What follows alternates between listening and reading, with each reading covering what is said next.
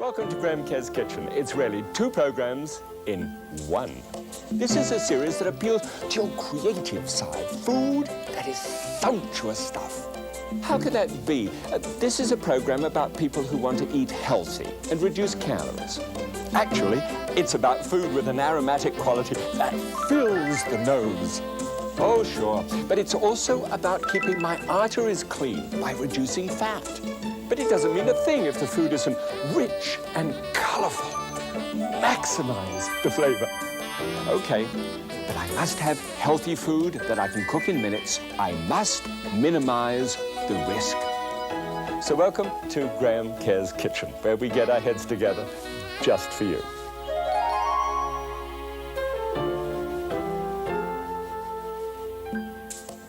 You know, I really have a fantastic time in this series because I'm getting to know who you really are. I mean, truly, the most wonderful opportunity is to be able to know somebody is at the other end of the tube there, and hi, like this. And because of this food preference sheet business that we're doing, to get to know what you like to eat and how you like to cook it is terrific. You know, I feel real sort of connected.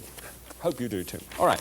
Now, let's throw that away just at the moment because I want to talk to you about Joanne Davis. Now, Joanne Davis is unique in all the people we've had. Her mum on the mum's side is Irish and Welsh, and on the dad's side is German and Danish. But the most important thing is she's been an assistant to a nurse's aide, and she's been living in and looking after people for over 30 years. And it was during that time when she was watching the show and sent in one of these food preference sheets. And then right after that, suddenly, she loses her job, and she winds up in a shelter. This is not good news at all. She's going to go in transitional housing, which I hope by now that you are, perhaps, but and then on to better things. But it's such a shock, isn't it? Now, if you happen to be in the shelter at the present moment, Joanne, just or those people around you at the moment, hey, around Joanne, go and give her a hug at the moment, because this is her dish. She wrote to me, you've seen, she told me about this corn quiche that she had made for her family and how they just loved it and thought I might be able to fix it. And I'm going to do that just now. As a matter of fact, what I did was I noticed that in your form you said USA Southern, and I thought, that sounds interesting. You like the idea of the rice crusts and you like to bake. Macaroni cheese was one of your favorite recipes until you blossomed to 400 pounds and then cut that out, and now you've lost 100 pounds in 1 year. Congratulations. And you want to lose another 100. Wonderful. Mustard, cilantro was part of what you liked, and chicken and eggs. I didn't know which came first. Orange, and then sweet corn and bell peppers. And I looked at that and I thought, yes! I know what we can do. And so we put the corn and the quiche together, and I have this, would you mind putting down the thing that changes the channels just for a moment? Put it as far away from you as you can. Thank you. All right. This is what I've called the dish. Corn Quichetador. Do you like that? Oh, come through and I'll show you how it's made.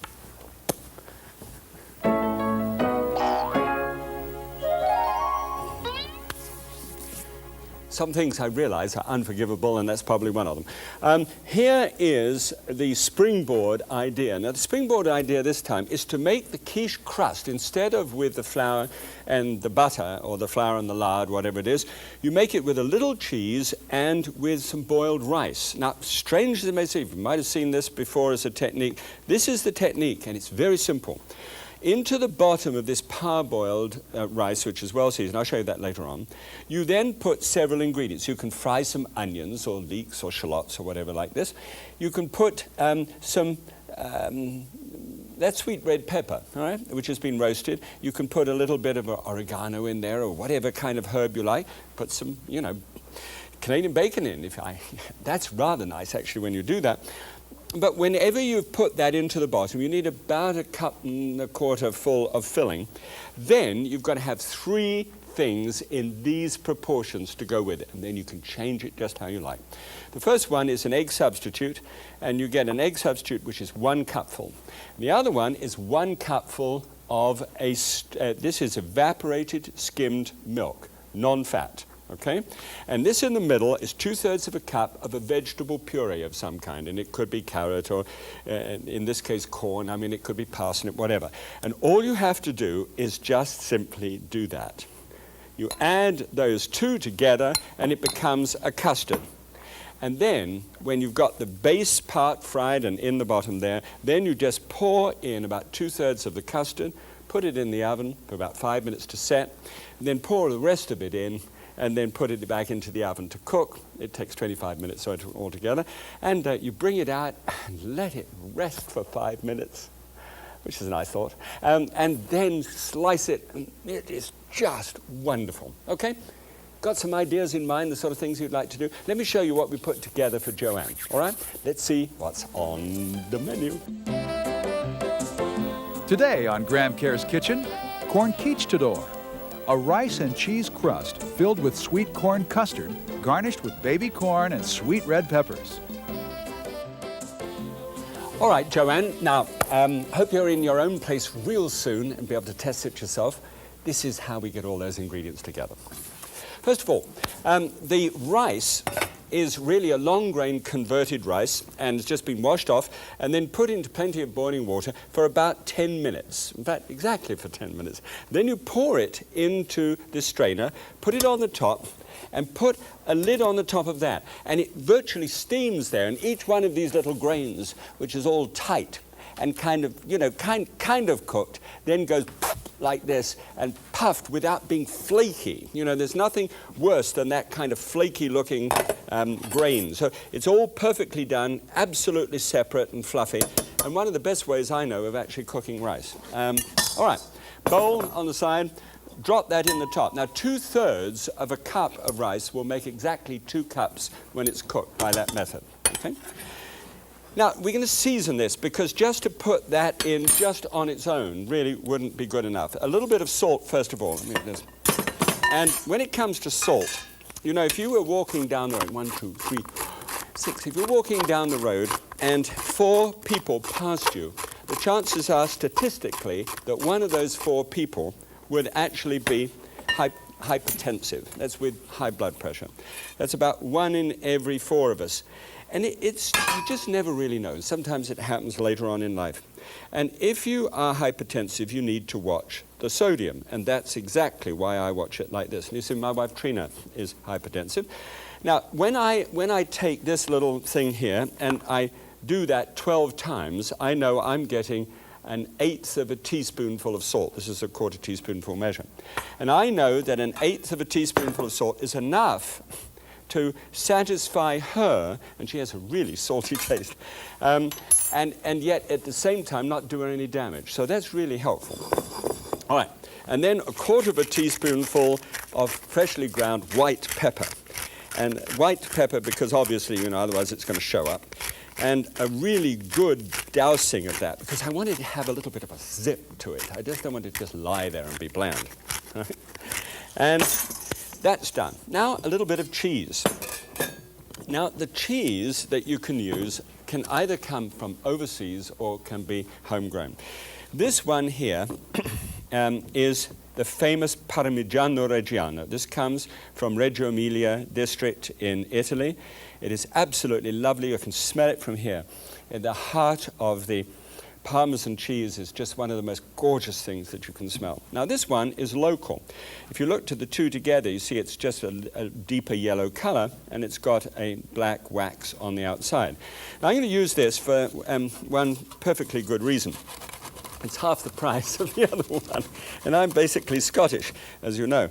And what we're talking about is $13 a pound at the present moment for the imported, and about $6.69 a pound for the locally grown. And I find it quite good, you know. I've really tasted the two side by side, and although I understand total perfection, I also understand $6 a pound.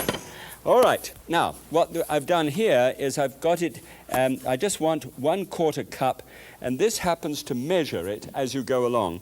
And you just simply take a little slide back like that and just drop it down, and it's a very good way of being able to measure. You know, Julia Child, who I really love, has a little phrase which says, "You can eat anything if you eat it in moderation," you know. And Julia's right. She really is. I just want you to know that was her. But you see, the problem that I have with the statement is, how do you measure moderation? And it's terribly important to be able to be able to measure. So, I mean, little things that measure like that, I think, are very important when we come to fat, because they really piles up before you know where you are. Okay, in this copper bowl, I've got 1 egg white. Now, I don't want to beat it until it becomes a stiff froth. All I want to do is just to get just a little bit of air in it. That's really enough. And then pour that egg in on top. That's 1 only egg white. Stir it all together, and you have the mix. Perfectly well seasoned, and that's all there is to it. That will do it. The 1/4 teaspoonful of fat will flavor it terrifically. Now, here is one of the typical pie dishes. So you can use one of those or one of those foil ones, which you get from the supermarket. And just drop it down, all of that, into the dish and press it out over the bottom. Now, this is where you start molding the thing. And if you're going to mold it, just a little bit of a hint here, because it gets a bit sticky. Put the back of your hand in there, spread it out flat, put the back of your hand into water, and just press it out, turning the plate as you go. Press it towards the outside, just like that, okay? And if you keep on dropping your hands into the water, then it shouldn't stick. Press it up until it's got a nice lip and it's even over the whole base. Simple. You can do several of those at the same time. You know, if you're doing the extra meal thing, do several of them. They're rather fun that way. I'm just trying to think where there was another. There is a way that you can do this by having another plate just like this one and sort of pressing it down, and it looks really good. That is somewhere. Oh, I know where it is. I like hiding things from myself. Here we are. It's just as if you had a piece of plastic and just pressed it down on the top like that. Give it a little shake, and you can form a perfect shape underneath, just like that one there. Of course, it really does help, you know, to get those little foil ones, not the heavy, rigid ones like this, and then you can stack them up one on top of the other and keep them. It really does work quite well. But when you do this, if you're going to freeze them, make sure you mold it like that and then put a wrapper around it and then freeze it straight away, because it can sour because of the cheese and the rice together. All right, now let's see about the filling. Filling, how about that? Here I've got 2 cups of corn. Now this is defrosted sweet corn on the top, the frozen stuff. And then, just to make it go round, 2 tablespoons full of the non-fat evaporated milk, skim milk. And then pop the lid on the top, if I can find the hole. Good. And now you turn it on to run it. Now the manufacturers say, always keep your hand on it and never take your hand off and walk away. And I really appreciate manufacturers, and I think that they should be followed to the key. But I really don't have the time to be able to do that, so please behave yourself, all right? That takes about 5 minutes. In here, got an onion, and this onion will form the base part. Remember when we had a look at the filling, and whatever that filling could be? Well, this one, once more, as always, keeping the onion in the deep freeze to save the troubles, cutting it down very fine. And what I want to do is to have a good ½ cup of diced onion there, a good ½ cup. So I've got that little bit there, and I want to make sure that it's absolutely diced and no funny little bits, no fudging. And I don't know whether you ever fudge, but I mean by fudging, you know, where you start chopping at the end of the onion, which I have a tendency to do. And I've got slightly other than nice, perfect pieces of onion there. This is perfect pieces all the way through. Drop it down, and then add the other lot, which were done ahead of time. It doesn't matter if it's deep frozen, it won't harm the dish in any way at all, but it really is helpful from your point of view, especially if you're sensitive to it. And short. All right. Now, turning that around, keeping your eye on the manufacturers. I mean, after all, you know, you've got to put down, haven't you, that there could be a problem with it if there could be one.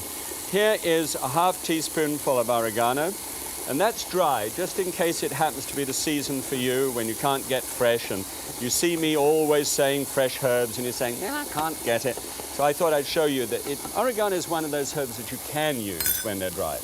Here is broiled sweet pepper. If you can't find the jars of it, you can do it like this, put a slice on the top, and if you broil it well and truly, it chars and the skin comes off easily. And then you can just sort of collect that and drop it on the counter. And here I want to get thin slices cut across and put it in. Now can you imagine if you were using Canadian bacon now, or ham, or pastrami? I mean, whatever it is that you really enjoy and that isn't too fatty. Maybe smoked salmon. We've been it's always nice. And so just drop that on the top. So whatever that filling is, you're now stirring that. Just, in this case, the perfect mix of roasted peppers and oregano and onion together. Good. Now I think we can shut you up. Thank you. 5 minutes. Phew. All right, that's the thing. Let's have a look at the custard. And the custard I showed you earlier on is really incredibly simple. It's just a cup of the evaporated skim milk, a cup of that egg substitute, a quarter of a cup of grated cheese, just like the local Parmesan, which I would prefer, and then just bring in a little of the old French mustard, you know, the stuff that you knock on the side of the tank and said, "Pardon me, but do you have any poupon?" And so just drop that, just a tablespoonful of that stuff in, and then 2 tablespoonsful of cilantro, of chopped cilantro. Now that is a herb that cannot be done, literally. I mean, it just will not work in any way, shape or form if it's dried. I know it's sold, and I'm sorry about that to the manufacturer, but it just, in my case, just doesn't work. So, when you've done this, just release the top, take out the blades, tap all the stuff off it. It's delicious. I've got a sweet tooth. I suppose you've probably noticed that. But I like my sweetness to come. Before I do this, where's my sieve? I've got a sort of sweet tooth, but I've sort of controlled it now. I get my sweetness out of Trina, and also the natural fruits and vegetables where I can get to it before it starts to get too refined. All right, so this is a beautiful flavor. Drop it down into the top. You could take an ordinary spatula and start forcing it through. You notice it's kind of crumbly. That's because it isn't cooked. You know, they are deep frozen. But in this way, I'm taking this thing, which I call a sock sieve. I know it sounds a bit odd, but this one pushes the corn through, and you get, this is where you get the 2/3 of a cup of puree. Now, when you've pushed it all through, and it takes that long, don't throw away, please don't throw away the top part, because that'll finish up in a soup and be perfectly good. So I'm going to keep that for soup later. Right, ready?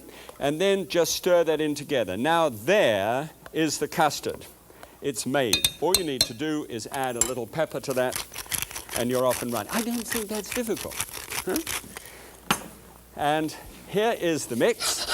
So what you do is you now get your crust, and you just simply pop that mixture into the bottom, spread it out. Doesn't it look great? Nice color. And then pour on the custard. Now, put it into the oven, give it just 5 minutes, and it'll set up a little bit. It'll seep around. Then fill it up again on the rung of the oven. And do you know what you do? You'll get every morsel of this into it. It takes 25 minutes to bake at 350 degrees Fahrenheit. And if you want to fiddle with it at the end, what you do is you just simply take some little strips of corn like that, put it down on the top, and flank it either side with little strips of red pepper, and make it radius all the way around the outside. I'll show you what that looks like in just a moment. So we can stick that in the oven. That's not the way I'd normally do it, but I wanted to show you how it works. Okay, now, bingo. After that time, just let it, before you start serving it up, let it just settle a little bit, because if you don't, it's likely to ooze on you. Now, what do I mean by just settle? How about 5 minutes, you know, in a warm oven, turn the oven off, and there you are. Doesn't that look nice? And you see how it radiates around as a spoke in a wheel like that? Okay. Now, we'll take a slice through, and this one is rated for 1/3 slices. In other words, you're going to get 6 out. And would be a great idea if you could actually have a nice salad plate like this set up in advance, and then just nip it out, and that's what it will look like, just there. You want to see what it tastes like? Sort of sweet, but kind of nice. Come on. Well, of course, this sort of thing works out terrifically well as a brunch. I mean, most people have this sort of thing as a brunch. Do you have this as a brunch? Well, let's have a look at the classic. Now, this is one that you'd pick up at a local store, but, you know, the salad and the quiche. I mean, that's what it is. Now, this one here, I don't know, with the corn on the top, and a little strip of, I think it's kind of neat. Looks rather nice. And boy, I'll tell you, when you serve something up like that and people taste the rice on the side, that is different. The classic, this one here, would be 272, and we'd save just a few calories there, 218. This is where you save it. 15 grams of fat now drops to 4 overall, and that portion which is saturated is 7 there, and that's dropped to 2. And as you know, saturated fat is not a good idea. Calories from fat is 49%, and we've dropped that down to 16%. Now, 16 is very good news because that's just at the at the low end of prevention. If you really want to practice prevention for any reason, you don't have a problem at the moment, but you don't want to have one. It's a good idea. 174 in cholesterol, dropped down to 8, no problem there. 684 with sodium, this down to 405, which is well within reason, and 22 now goes up to 33 because we've got the rice in it. Right? Now, I love this. I mean, it really has a beautiful texture to it, and that's still just slightly warm. It sets up perfectly. It's got a cheesy flavor to it. Maybe I'd add just a little bit more pepper. I'm getting sort of, as I get older, I need to get, you know, a little bit of that. I'm not really getting old, but, you know, I need a little bit of that. So this with a salad on the side is just fabulous. So imagine the various things you could get up to for the people that you love. And don't forget, always use it, a springboard, and it's such a marvelous idea. Okay?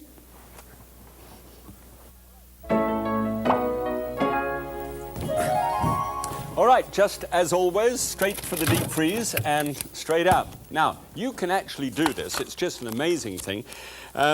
If you put it in one of these Ziploc bags and just give it a little tug like this, hey, it won't freeze or burn. It comes out beautifully. Now, when you leave it out, just leave it out for, obviously, for about 10-15 minutes, and it'll defrost and you'll be ready to go. All right, and this is what you could do.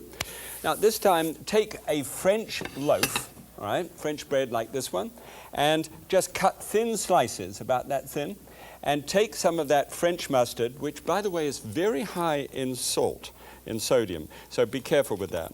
And just lay that in the bottom of the dish, all right? Just put a layer of the bread in the bottom there. Now, build a sandwich. Do you like Canadian bacon? Just put very thin slices of Canadian bacon on the top, and then some of the roasted pepper. Now, you can buy roasted pepper like this in a package, you know, in a glass jar, and it saves you all that bit of trouble. And honestly, I cannot really tell the difference between the two, done one way or the other.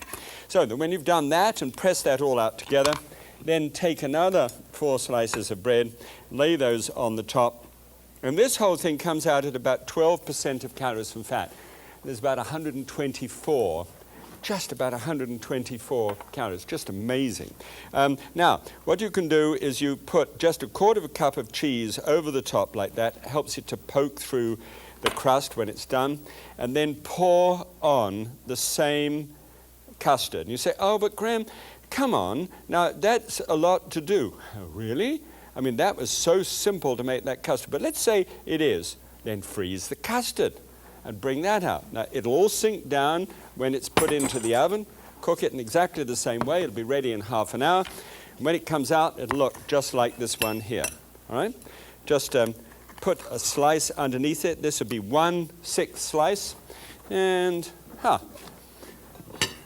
you could just have it without the salad. I was looking for my salad. And there, you see, you've actually got what looks for all the world like a ham and roasted pepper caramel.